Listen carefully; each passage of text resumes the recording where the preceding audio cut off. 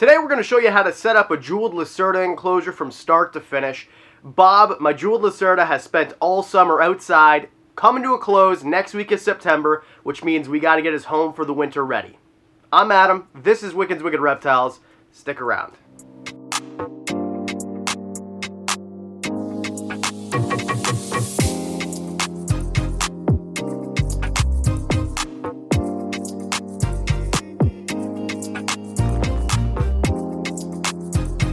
So we're back down here on the floor. We've got our PVCs on the bottom layer here of the bottom part of the wall that we've got in the reptile room. And on top, we've got a few enclosures, right? So we've got the frogs over here, and then we've got a few leopard geckos on the other side of me. And we're going to put Bob right here. Last year, he was in this melamine enclosure. He really did like it, but the problem is he flicked substrate into the tracks, and then you couldn't open the doors, and it was really a pain to feed them and change the water. So this year we've got ourselves a Exoterra front opening enclosure. It's great. The doors will open no matter how much substrate he flicks around.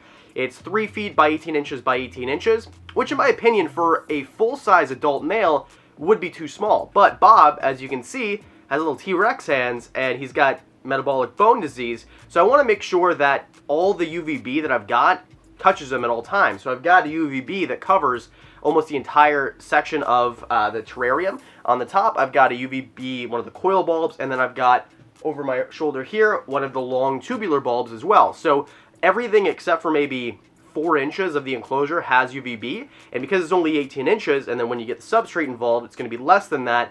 It's going to be perfect for this jeweled Lacerta. So let's get this started. It's really simple to set up this enclosure. I am really excited to do it because I've been looking for one of these for a long time.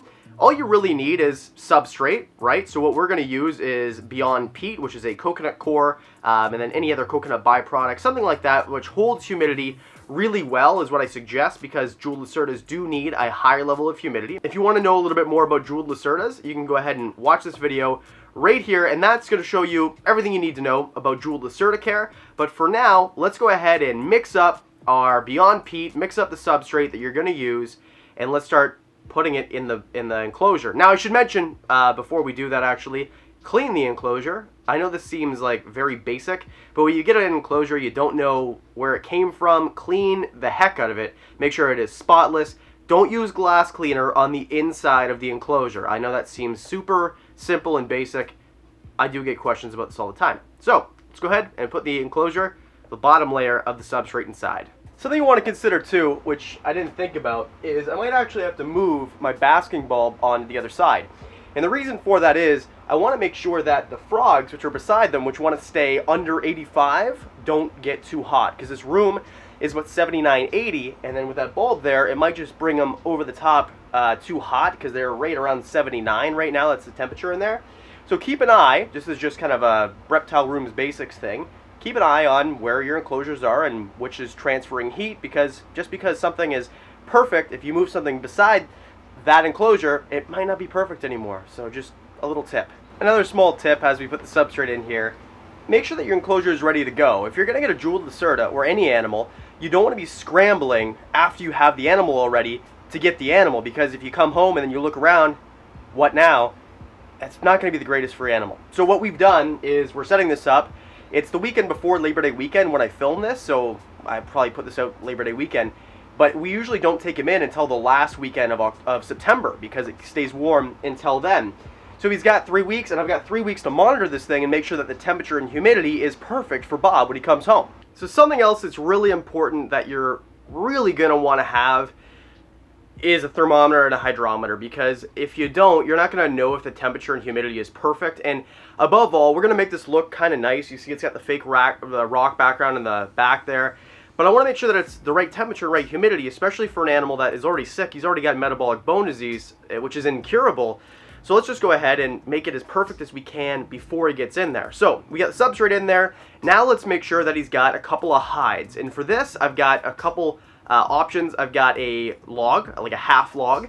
He used this last year. He loved it. This is great. And then we're going to have some plants, some fake plants for him to kind of get inside of. And the reason that I've done this is because Outside in his outdoor enclosure, he's actually got plants naturally growing, and he uses those to hide under a lot. He really likes them. So I'm going to try to replicate that inside. This is something that I learned about my animal from keeping him outside. So a little experiment allowed me to, in my opinion, have greater husbandry inside. So let's go ahead and put some of the enclosure pieces together. Let's put the hides in first. So now we put both hides in there. I put the fake plants in the one end, and then I put the turned over or half log on the other side. I know he's going to like to use both, and one's on the hot side, one's on the cool side, because you want to make sure that Bob can be hot or it can be cool. It's really up to him. You got to give him options to choose from. Next, we've also got the water bowl, which I keep more on the cool side just because I don't need a ton of evaporation.